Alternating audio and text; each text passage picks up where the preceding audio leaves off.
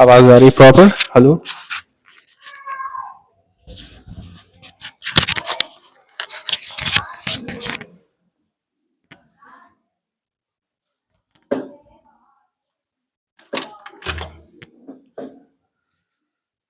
Let's start. कैसे हैं आप सभी? आप सबसे पहले आप सबको जो है नए साल के अ, मौके पर आप सबको बहुत बहुत बधाई मेरी तरफ से। और नया साल आप सबको बहुत जुनून और बहुत जोश से भर दे। और लगे रहिए अपनी अपनी तैयारियों में, जो भी आप सबके ड्रीम्स हैं, सपने हैं। और खूब मेहनत से तैयारी कीजिए। दिल में चीज़ बसा लीजिए कि हाँ, मुझे अगर मैंने ये सपना देखा है तो मैं इसको सच करने में भी सक्षम हूँ। ठीक है? तो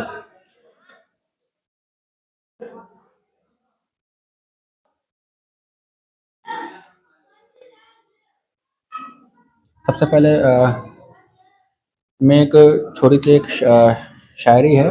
मैं चाहूँगा कि मैं अपनी वीडियो से स्टार्ट करूँ। तो शायरी है कि उड़ान वालों उड़ानों पर वक्त भारी है। उड़ान वालों उड़ानों पर वक्त भारी है, परों की नहीं अब हौसलों की बारी है। उड़ान वालों उड़ानों पर वक्त भारी है, परों की नहीं अब हौसलों की बारी है। कोई जाके बता दे उन हवाओं को, कोई जाके बता दे उन हवाओं को, ये चिराग सब तूफानों पर भारी है। ठीक है? तो कैसे लगी आप सबको शायरी? और स्टार्ट करते हैं यहीं से। देखिए, सबसे पहले तो आप सब हमारे चैनल को सब्सक्राइब कर लें। चैनल का नाम है यूपीएससी विद जैद। इसको सब्सक्राइब कर लीजिए ताकि कल को मैं कोई भी पोस्ट वीडियो पर डालूंगा या कोई भी वीडियो या व्लॉग में डालूंगा, चाहे वो शॉर्ट वीडियो हो या कोई वीडियो हो, तो उसका नोटिफिकेशन आप तक तत्काल पहुंच जाएगा। ठीक है? और ऐसे में क्योंकि मेरा फर्स्ट वीडियो यूट्यूब पर जो है पोस्ट होने जा रही है, सबसे पहले मैं आपको अपना इंट्रोड्यूस करवा दूँ। देखिए, मेरा नाम ज़ैद है और मैं जो हूँ यूपी सुल्तानपुर का निवासी हूँ। ठीक है? और साथ साथ यूपीएससी की मैं तैयारी भी करता हूँ। और इसके साथ साथ मैं मेरा मकसद बेसिकली यूट्यूब पर आना ये है कि ऐसे बहुत से ऐसे एस्पिरेंट हैं जो जिनके पास कोई साधन नहीं है, जिनको कोई हेल्प करने वाला नहीं है, कोई बताने वाला नहीं है तैयारी कैसे करनी है और कब शुरू करनी चाहिए, कैसे करनी चाहिए, या उसका पूरा जो प्लानिंग स्ट्रक्चर होता है कि हाँ, इस तरीके से तैयारी की जाए, इस तरीके से की जाए, कब कौन सी चीज़ कब पढ़ी जाए, उनके नोट्स बनाए जाए कि नहीं बनाए जाए, एनसीईआरटी को जो है कब कंप्लीट किया जाए, एनसीईआरटी कितना रोल जो है प्ले करती है यूपीएससी में, क्या एनसीईआरटी से क्वेश्चंस आते हैं यूपीएससी में। ठीक है? आंसर राइटिंग कैसे की जाए, ऐसे बहुत सारे ऐसे क्वेश्चंस जो है वो आपके माइंड में आते हैं, खासकर उन एस्पिरेंट के माइंड में आते हैं जो अभी लेवल 1 की तैयारी कर रहे हैं, या अभी जो बिगिनर हैं, या जो अभी तैयारी करने के बारे में सोच रहे हैं। ठीक है? तो जो बच्चे अभी 12th क्लास कंप्लीट कर लिए हैं, या जो अभी करने वाले हैं, 12th क्लास में है या कंप्लीट हो गया उनका, खासकर उनके लिए वीडियो है कि जो विदाउट कोचिंग, उनके पास इतने साधन नहीं हैं, पैसे की कमी है, और वो कोचिंग नहीं कर पा रहे हैं, सेल्फ स्टडी से अपनी तैयारी को जो है वो स्टार्ट करना चाह रहे हैं। तो ऐसे में अगर हम लोग देखें तो क्या पाते हैं कि हम ये देखते हैं कि उनको गाइड करने वाला कोई नहीं होता। ठीक है? तो ये वीडियो का जो उद्देश्य है, जो पर्पस है, वो बेसिकली यही है कि ऐसे स्टूडेंट्स जिनके पास कोई साधन नहीं है, कोई बताने वाला, समझाने वाला नहीं है, तो ऐसे में मैं जो हूँ छोटे वीडियो के माध्यम से, ठीक है, चाहे वो शॉर्ट्स हो गई या और भी कई सारे रील्स हो गए, ठीक है, या वीडियो हो गए 10-10 15-15 मिनट के, आधे घंटे के, 1 घंटे की, जिस तरीके से मुझको समय मिलता है इस तरीके से मैं जो हूँ यूट्यूब पर आता हूँ। तो मैं जब भी मैं आऊँगा नेक्स्ट टाइम पर, तो कुछ ना कुछ मैं टॉपिक को लेके आऊँगा। ठीक है? जैसे आप कहेंगे या आपकी डिमांड के अकॉर्डिंग मैं जो हूँ ये वीडियो बना सकता हूँ, ठीक है। जैसे अगर आपको कोई राय है या आप कोई चाहते हैं कि मुझको इस चीज़ पर वीडियो चाहिए, तो आप सभी लोग कमेंट बॉक्स में कमेंट कर सकते हैं कि मुझे इस टॉपिक पर वीडियो मुझे जो है वो चाहिए। तो मैं कोशिश करूँगा आपके कमेंट्स पढ़ूंगा, और हो पाएगा तो मैं जल्द से जल्द उस टॉपिक को कवर करूँगा, ठीक है। तो आप सब लोग कमेंट बॉक्स के माध्यम से कमेंट भी कर सकते हैं, ठीक है, कि मुझे इस टॉपिक पर वीडियो चाहिए। या आप सभी लोग मेरे व्हाट्सएप नंबर पर भी कॉल नहीं केवल मैसेज कर सकते हैं कि मुझे इस पर्टिकुलर पॉइंट को मुझे समझ में नहीं आ रहा है कि आप इस पर आप जो है एक वीडियो बना दें, ठीक है।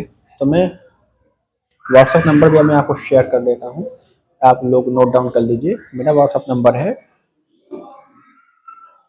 8840353238, ठीक है। एक बार मैं दोहरा दे रहा हूँ, 8840353238, ये मेरा व्हाट्सएप नंबर है, ठीक है। तो आप सभी लोग उसको नोट डाउन कर सकते हैं। चाहे तो आप कमेंट बॉक्स में कमेंट भी कर सकते हैं चैनल के माध्यम से। सबसे पहले आप सभी लोग चैनल को सब्सक्राइब कर लीजिए, यूपीएससी विद, ठीक है। और शुरू करते हैं। तो जो बच्चे अभी बिगिनर हैं, जो सेल्फ स्टडी करना चाह रहे हैं, तो उनके माइंड में बहुत सारे ऐसे थॉट्स मुख्य आते हैं कि ये एन सी आर टी कब पढ़ें, लेवल 1 की तैयारी कैसे करें, लेवल 2 की तैयारी कैसे करें, ठीक है। और भी कई सारे जो हैं वो चीज़ें कैसे स्टार्ट की जाएँ। तो मैं जो भी वीडियो लाऊंगा वो सभी बिगिनर्स के लिए रहेगी, ठीक है। बाकी जो बच्चे विद कोचिंग के साथ अपनी तैयारी कर रहे हैं उनका तो ठीक है, उनको तो गाइड करने के लिए टीचर्स हैं, मेंटर्स हैं, सब हैं। लेकिन जो बच्चे सेल्फ स्टडी कर रहे हैं वो इस चीज़ के बारे में बहुत टेंशन में होते हैं कि वो जो हैं अपनी बात किससे कहें। तो चैनल के माध्यम से आप भी अपनी बात हमसे रख सकते हैं, ठीक है। और बाकी तो मैं वीडियो जैसे मुझे समय मिलता है मैं तो आपके सबके सामने में आ जाता हूँ और कुछ ना कुछ टॉपिक को चर्चा करता हूँ, ठीक है। तो आज की चर्चा, तो चूंकि आज मेरी फर्स्ट वीडियो जा रही है यूट्यूब पर, तो इस वजह से आज ज़्यादा हम उसकी गहराई में नहीं जाएंगे। लेकिन एक मोटा मोटा हम लोग समझते हैं, जो बच्चे अभी एकदम शुरुआत से तैयारी करना चाहते हैं, एकदम ज़ीरो से हीरो बनना चाहते हैं, ठीक है। तो जो बच्चे ज़ीरो से अपनी प्रिपरेशन स्टार्ट करना चाहते हैं उनके लिए खासकर है कि वो इस बात को समझें कि यूपीएससी क्या है, ठीक है। ये आज हम लोग यूपीएससी के बारे में बात करने जा रहे हैं। तो हम लोग इस पर बात करते हैं कि देखिए, सबसे पहले समझिए, जो बच्चे यूपीएससी के बारे में समझते हैं, कैसा एग्ज़ाम पैटर्न क्या है, कितने स्टेज में एग्ज़ाम्स होते हैं, ठीक है। एग्ज़ाम्स के बाद क्या कैसी सारी चीज़ें होती हैं, पोस्टिंग कहाँ होती है, ट्रेनिंग कहाँ होती है, ठीक, कौन से सब्जेक्ट्स होते हैं, सारी चीज़ें पे को जो हम लोग डिस्कस करने जा रहे हैं। तो आप सभी लोग चैनल को सब्सक्राइब किए रहिए, लाइक किए रहिए, और हो सके तो सबके पास शेयर कर दीजिए, ठीक है। ताकि जो बच्चे सेल्फ स्टडी कर रहे हैं उनको भी इस चीज़ के बारे में जानकारी मिल सके। तो यूपीएससी के बारे में अगर हम लोग बात करें तो यूपीएससी कुछ पहले समझिए। तो यूपीएससी का फुल फॉर्म से हम लोग स्टार्ट करते हैं। तो यूपीएससी का जो फुल फॉर्म है वो है union public service commission. Union public service commission, ठीक है। ये एक कॉन्स्टिट्यूशनल बॉडी है, ठीक है। और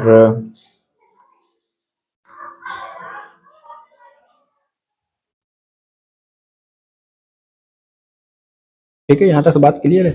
तो यूपीएससी मतलब यूनियन पब्लिक सर्विस कमीशन, संघ, इसको हिंदी में हम लोग कहेंगे संघ लोक सेवा आयोग, संघ लोक सेवा आयोग कहेंगे, ठीक है। क्या कहेंगे? संघ लोक सेवा आयोग। जो बच्चे बिगिनर हैं इसको कहीं ना कहीं नोट डाउन करते रहिए, ठीक है, क्योंकि बहुत सी बातें क्लियर होंगी जो अगर आपको पहले मालूम तो ठीक ही है, जो नहीं पता था, जिन्हें अभी बेसिक कुछ नहीं पता यूपीएससी के बारे में, तो उनके तो इस वीडियो के माध्यम से उनको चीज़ क्लियर हो जाएगा, ठीक है। तो यूपीएससी मतलब है यूनियन पब्लिक सर्विस कमीशन, संघ लोक सेवा आयोग। यहाँ तक बात क्लियर है ना। देखिए, यूपीएससी को ऑफिसर्स चाहिए। क्या चाहिए?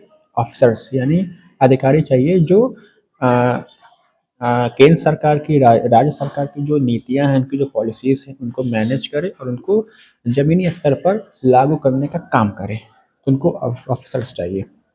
तो वो ऑफिसर्स को ऑफिसर्स को उनको चाहिए, तो इस वजह से वो लोग जो हैं एग्ज़ाम्स लेते हैं, ठीक है। तो ये 3 चरणों में एग्ज़ाम्स इनके होते हैं, इसको हम लोग प्रीलिम्स, मेंस और इंटरव्यू के नाम से जानते हैं, ठीक है। मैं हिंदी में बोल देता हूँ कहीं कहीं, ताकि जो बच्चे हिंदी माध्यम से हैं वो ये ना कंफ्यूज हो कि सिर्फ इंग्लिश के लिए ही बात करते हैं। तो 3 स्तरों पे ये एग्ज़ाम्स करवाते हैं। पहले स्तर को हम लोग प्रारंभिक परीक्षा यानी प्रीलिम्स कहेंगे, दूसरे स्तर को हम लोग मुख्य परीक्षा यानी मेंस कहेंगे, तीसरे स्तर को हम लोग साक्षात्कार यानी कि इंटरव्यू कहेंगे। सबकी अपनी अलग अलग प्रक्रिया होती है, पेपर्स होते हैं, अपने अलग अलग पैटर्न होते हैं, कट ऑफ भी सबकी अलग अलग निकलती है। यहाँ तक बात करिए, आगे बढ़ते हैं। तो देखिए, यूपीएससी जो है हर हर साल जो है वो फॉर्म जो है वो निकलवाता है, और इसकी जो एलिजिबिलिटी है, इसका जो क्राइटेरिया रखा गया है वो रखा गया है कि आप जो हैं बैचलर होने चाहिए, या आपके पास कोई एक बैचलर डिग्री होनी चाहिए। जैसे बीए हो सकती है, बीकॉम हो सकता है, ठीक है, बीएससी हो सकती है, बीटेक हो सकता है ना, या कुछ भी हो सकता है, ठीक है, एमए भी कर सकते हैं, कोई भी चीज़ कर सकते हैं, पीएचडी भी होता है, कोई भी जो भी आपके पास कोई भी एक बैचलर डिग्री मानते प्राप्त विश्वविद्यालय से कंप्लीट होनी चाहिए। इसके साथ साथ आपकी जो एज लिमिट है वो बहुत महत्वपूर्ण है। एज लिमिट की अगर बात करें तो एज लिमिट इसमें रखी गई है कि अगर आप जनरल से हैं तो आप देखिए, जनरल से सब स्टार्ट है, चाहे ओबीसी हो, एसटी हो, कोई भी हो। तो जनरल से देखा जाए, चाहे ओबीसी देखा जाए, चाहे कोई भी देखा जाए, 21 साल मिनिमम एज तो सब में रखी गई है, ठीक है। यानी आपकी जो एज है मिनिमम, मैक्सिमम तो अलग अलग कैटेगरी के हिसाब से अलग अलग है, लेकिन मिनिमम मैं कह रहा हूँ 21 साल से, अगर जनरल कैटेगरी में अगर आप आते हो तो 21 साल आपकी जो है एज रखी गई है मिनिमम। और इसके साथ साथ मैक्सिमम जो जनरल कैटेगरी की जो एज है वो है 32 साल, ठीक है। यानी अगर आप 32 साल के में आते हैं तो आप एग्ज़ाम दे सकते हैं, अगर उसके ऊपर हो जाते हैं तो आप एग्ज़ाम नहीं दे सकते हैं, ठीक है। तो ये चीज़ है। इस तरीके से 5 साल की छूट ओबीसी वाले को मिलती है, वो 35 साल तक दे सकते हैं, और इस तरीके से अलग अलग चीज़ें हैं। तो यहाँ तक बात क्लियर है, यानी कि आपके पास बैचलर डिग्री होनी चाहिए, कोई कोई बैचलर डिग्री चलेगी, लेकिन हाँ, वो विश्वविद्यालय मान्यता प्राप्त होना चाहिए जहाँ से आपने पढ़ाई की है। साथ साथ आपकी एज भी 21 साल से होनी चाहिए, 32 साल के बीच में जनरल कैटेगरी में। और इसके साथ साथ देखें तो और कुछ नहीं मांगता इसमें ना। आप ज़रूरी नहीं है कि आप इंग्लिश मीडियम्स करके आए हो, ज़रूरी नहीं है कि आप टॉप स्टूडेंट हो जो टॉप यूनिवर्सिटी से आए हों, ऑक्सफोर्ड से पढ़ के आए हों, फलाना से पढ़ के आए हों, ठीक है। ये भी नहीं मांगता है कोई। आप ये भी नहीं कहते कि आपके मैथ में इतना होना चाहिए, साइंस में आपके इतनी होनी चाहिए, फिजिक्स आपको आनी चाहिए, या आपको आना चाहिए, कुछ नहीं मांगता इसमें, ठीक है। इसमें ये भी नहीं मांगता आप फर्स्ट डिवीज़न है, सेकंड डिवीज़न है, थर्ड डिवीज़न है, इनफ कुछ नहीं मांगता इसमें। सिर्फ मांगता है क्या, आपका ये, और कुछ नहीं। अगर आपको प्रशासन चलाने की, एडमिनिस्ट्रेटिव की अगर आपके अंदर ये चीज़ है, माइंड, दिमाग, बुद्धि, कि आप किसी चीज़ को अगर जानने के लिए आपके अंदर क्लैरिटी है, आप जिज्ञासु व्यक्ति हैं, आपके अंदर वो चाहत है, तो आप इस परीक्षा को क्रैक कर पाओगे, राइट। यहाँ तक बात क्लियर है ना। आगे बढ़ते हैं। तो इसमें 3 स्तरों पर एग्जाम्स होते हैं। पहले स्तर को हम लोग जान चुके हैं, प्रीलिम्स, मेंस और इंटरव्यू, ठीक है। प्रारंभिक परीक्षा, मुख्य परीक्षा और साक्षात्कार। यहाँ तक बात क्लियर है। और इसके साथ साथ अगर हम लोग प्रीलिम्स की बात करें तो प्रीलिम्स में, प्रीलिम्स को 2 भागों में बांटा गया है। इसमें आपके 2 पेपर होते हैं। जो प्रीलिम्स आपका जो पहला पेपर है, प्रारंभिक जो एग्जाम आपके होने हैं, इसको आप कह सकते हो कि यूपीएससी एक प्रकार से आपका एक एंट्रेंस लेवल का एग्जाम होता है। प्रीलिम्स को इंट्रेंस लेवल कह सकते हैं, या इंट्रेंस एग्जाम कह सकते हैं, कि मुख्य परीक्षा में बैठने के लिए या मुख्य परीक्षा में शामिल होने के लिए आपको पहले प्रीलिम्स परीक्षा यानी कि प्रारंभिक परीक्षा का क्वालिफाई करना होगा। तो प्रीलिम्स की अगर बात करें तो प्रीलिम्स को 2 भागों में डिवाइड किया गया है, राइट।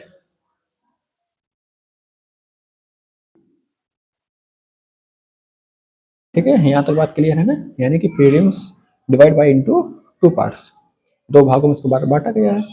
तो पहले भाग को हम लोग जीएस कहते हैं, ठीक है, दूसरे भाग को हम लोग सी सैट कहते हैं, आप लोग जानते होंगे। बहुत से ऐसे बच्चे होंगे जो तैयारी कर रहे होंगे, वो चीज़ से जो है एग्री होंगे। और जो बच्चे अभी बिगिनर हैं, एकदम अभी कुछ नहीं जानते यूपीएससी के बारे में, उनको आज बहुत कुछ जानने को समझने को मौका मिलेगा। तो आप सब, मैं आशा करता हूँ कि आप सभी ऐसे बिगिनर्स एस्पिरेंट्स जो तैयारी करना चाह रहे हैं, वो इसको नोट डाउन करते रहें, ताकि आपका एक पुनः रिवीजन होता रहे। ठीक है, आप लोग चीज़ों को क्लियर तरीके से आप लोग जान सको, कहीं से आपको कोई भी कंफ्यूजन ना रह जाए। बात करते हैं आगे। तो प्रीलिम्स जो आपके होते हैं, एक दिन में दो पेपर आपके प्रीलिम्स में होते हैं। पहले मीटिंग में आपका जीएस का होगा, सेकंड मीटिंग में आपका सीसैट का होगा। लेकिन बात यहाँ पर ये है कि जो पहले पेपर प्रीलिम्स का जो पहला पेपर जीएस पेपर है, उसकी मेरिट बनती है, यानी कि उसके मार्क्स ऐड होते हैं। लेकिन जो सेकंड पेपर होता है ना सी सेट का, उसके मार्क्स आप जो हैं आपके मेरिट में उसके मार्क्स ऐड नहीं होते, वो मात्र क्वालिफाइंग पेपर होता है। यानी आपको खाली क्वालिफाइंग कर लेना है बस। ठीक है, बाकी जो जो जीएस है, इसमें पेपर आपके होते हैं जिसमें आपको हिस्ट्री पूछा जाएगा। ठीक है, history, world history, ancient history, medieval history, modern history कह सकते हैं आप, ये पूछ जाएगा। ठीक है, इसके साथ साथ आपको ज्योग्राफी, वर्ल्ड ज्योग्राफी, ठीक है, इंडियन ज्योग्राफी पूछा जाएगा। साथ साथ आपका सोसाइटी पूछा जाएगा इसके साथ साथ। ठीक है, आर्ट एंड कल्चर हो गया, ठीक है, जनरल साइंस हो गया, ये सब सारी चीज़ें आपकी, पॉलिटी हो गया, ये सब सारी चीज़ें आपकी बेसिक पूछी जाती हैं। इकोनॉमिक्स हो गया, करंट अफेयर्स हो गया।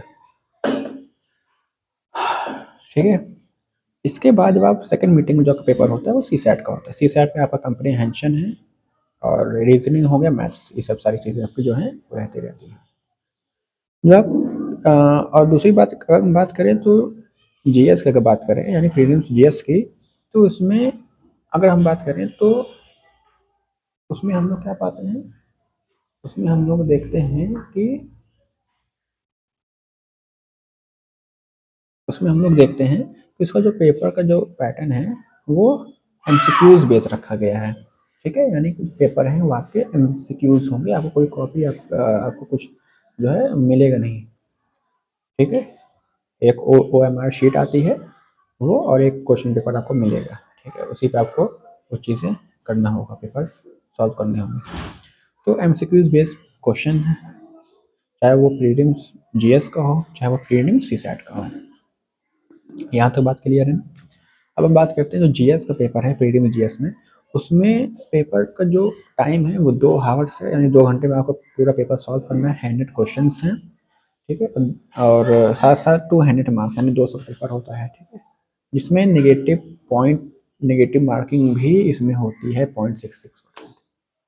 इसी के साथ साथ सी सैट यानी जीएस प्रीलिम्स सी सैट में जो बात करें तो उसमें क्या होता है, क्वेश्चन के जो लेवल होता है वो उसमें कम हो जाता है। इसमें अगर जीएस वाले में अगर 100 क्वेश्चन है तो उसमें 80 क्वेश्चन हो जाएंगे, बाकी 2 आवर्स वो भी रहेगा, 200 मार्क्स वो भी रहेगा। ठीक है, यहाँ तक बात क्लियर है ना। नेगेटिव मार्किंग उसमें उसमें भी होती है। तो ये सारी चीज़ें बात क्लियर है। बाकी जब आप इसको क्वालिफाइंग कर लेते हो, तब आप मेंस के लिए एलिजिबल हो जाते हो। फिर आप मेंस में जाते हो। मेंस में टोटल 9 क्वेश्चंस होते हैं, जिसमें आपका एसए का पेपर होता है और जनरल स्टडीज। ठीक है, सामान्य जनरल स्टैटिस्टिक्स सामान्य अध्ययन का पेपर होता है। इसमें जनरल स्टडीज यानी जीएस के आपको 4 पेपर होते हैं, GS1, GS2, GS3, GS4। इसके साथ साथ बात करें तो एक कंपलसरी पेपर होता है इंग्लिश का, वो आपको कंपलसरी है, वो आपको देना ही पड़ता है। ठीक है, 300 मार्क्स का होता है। और जो मैंने अभी अभी आपसे बात किया कि 4 पेपर जीएस के, एक पेपर एसए का, मेंस की बात हो रही है, एक essay paper 250 marks, 4 paper GS के 250 मार्क्स, ये भी यानी 1000 हो गया। और कंपलसरी पेपर जो होता है इंग्लिश का 300 मार्क्स। और एक लैंग्वेज पेपर होता है, जैसे आपकी जो भी भाषा हो, जहाँ से भी आप आते हो, जैसे उसमें तेलुगु है, हिंदी है। ठीक है, इसके साथ साथ तो बहुत सारी अलग लैंग्वेज, उर्दू है, कन्नड़ है, ठीक है, अलग-अलग, ठीक है, मराठी है, जो भी आप भाषा जो भी आप जानते हो, जहाँ से भी आप आते हो, बिलॉन्ग करते होगे, अपनी आप उस मातृभाषा में एग्ज़ाम दे सकते हो। तो भी 300 मार्क्स का होता है लैंग्वेज पेपर। इसके साथ-साथ एक एक ऑप्शनल पेपर होता है। तो ऑप्शनल पेपर में कई सारे पेपर्स होते हैं, कई सारे सब्जेक्ट्स होते हैं, जैसे history, geography, polity, economics, science, physics, maths, philosophy, psychology, sociology, इस तरह के कई सारे अलग-अलग कई सारे इसके सब्जेक्ट्स होते हैं। अब ऑप्शनल सब्जेक्ट क्या है? ऑप्शनल सब्जेक्ट कैसे चूज़ करना है, ठीक है? और क्या हम अपने ग्रेजुएशन के सब्जेक्ट को ऑप्शनल सब्जेक्ट बना सकते हैं? ये हमें कितना परसेंट सपोर्ट करेगा तैयारी करने के दौरान? इस पे मैं एक वीडियो अलग से मैं पोस्ट कर दूँगा, अगर आप लोग चैनल को सब्सक्राइब किए होंगे, ठीक है? तो बहुत जल्द ऑप्शनल को लेके भी आएगा वीडियो। तो उसके पेपर भी होते हैं, तो 250 मार्क्स के इसके पेपर होते हैं। सो टोटल आपका जो मेंस का जो पेपर है वो 1750 मार्क्स का पेपर होता है। यहाँ तक बात क्लियर है ना? 1750 मार्क्स का आपका जो है पूरा मेंस होता है। इसके बाद आप जब इसको क्वालिफाइंग कर लेते हो तो आप बुलाए जाते हो नेक्स्ट लेवल के लिए, यानी कि आप इंटरव्यू के लिए, साक्षात्कार के लिए आप बुलाए जाते हो, ठीक है? जो कि 275 मार्क्स का आपका इंटरव्यू कंडक्ट होता है, जिसमें 5 पैनलिस्ट होते हैं। एक यूपीएससी का होता है रूम, उसमें आपको बुलाया जाता है, उस कमरे में आपको जाना होता है, कुर्सी लगी होती है, 5 गणमान्य लोग जो हैं वो बैठे होते हैं और आपसे क्वेश्चन आंसर्स करते हैं, ठीक है? तब फाइनल आपकी जो है मेरिट फाइनल जो रिजल्ट आता है, फिर आप उसमें आप अगर अच्छा किए होते हो तो उसमें आपको मार्क्स जुड़ते हैं। और दूसरी बात, उसमें भी देखा जाता है अगर आपका सपना था आईएएस बनना, तो ज़रूरी नहीं है कि आप आईएएस ही बन जाएँ, आप आपके मार्क्स, आपके रैंकिंग, आपके लिखने का स्टाइल, सारी चीज़ें मैटर करता है। उस हिसाब से आपकी रैंक बनती है, फिर देखना पड़ता है कि कैसे क्या है। फिर जो भी पोस्ट आपको मिलनी होती है वो पोस्ट आपको अलॉट होती है, ठीक है? उसके हिसाब से फिर आपकी ट्रेनिंग होती है लवासना में, 2 साल की ट्रेनिंग होती है, इसके बाद आपको फाइनली पोस्टिंग मिल जाती है। तो कैसा लगा आपको ये वीडियो? अगर अच्छा लगा हो तो एक बार जो है लाइक कर दें और चैनल को सब्सक्राइब कर दें, और अपने तमाम दोस्तों, रिलेटिव जो तैयारी करने करने की सोच रहे हैं या जिन्हें गाइडेंस नहीं मिल पा रहा है, उन तक ये वीडियो अवश्य पहुँचाएँ, ठीक है? और चैनल के साथ जुड़े रहें। मैं बहुत जल्द जो है इसके अलग से न्यूज़पेपर कैसे पढ़ा जाए, इस पे मैं वीडियो बहुत जल्द लाने वाला हूँ। और आप सबकी अपनी-अपनी डिमांड हो सकती है, जैसे आप सबकी कोई अगर डिमांड है कि मुझे इस टॉपिक पर वीडियो चाहिए या मुझे ये चीज़ समझ में नहीं आ रहा है, तो आप सभी लोग या तो चैनल पर जो है आप लोग उसको जो है सब्सक्राइब करके कमेंट बॉक्स में आप कमेंट कर सकते हैं, ठीक है? अपना क्वेश्चन हिसाब उस पे छोड़ सकते हैं। तो मैं कमेंट आपको पढ़ूँगा और मैं कोशिश करूँगा कि इस पर एक वीडियो बना दूँ। या आप मेरे व्हाट्सएप नंबर 8840353238 पर जो है मैसेज कर सकते हैं कि मुझे इस पर्टिकुलर सब्जेक्ट पर या इस पर्टिकुलर टॉपिक पर वीडियो चाहिए, ठीक है? तो मैं ज़रूर उस पर जो हूँ वीडियो बनाऊँगा।